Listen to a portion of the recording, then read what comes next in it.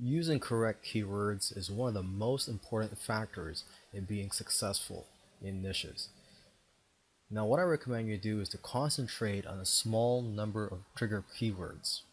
These are basically keywords which will get a response. You could also refer to them as buying keywords or buyer keywords. Now, I'll give you a couple of examples of keywords you can use. Okay, one example is to use the keywords, what are man boobs? Now, this will usually just attract tire kickers. Because, the people that you're going to attract, they may not be looking for a solution. A lot will, but some may not. Okay, now here's an example of a better uh, keyword set of keywords that you can use. Okay, how to get rid of man boobs, or how to get rid of man boobs fast. Okay, so this is what I would consider a trigger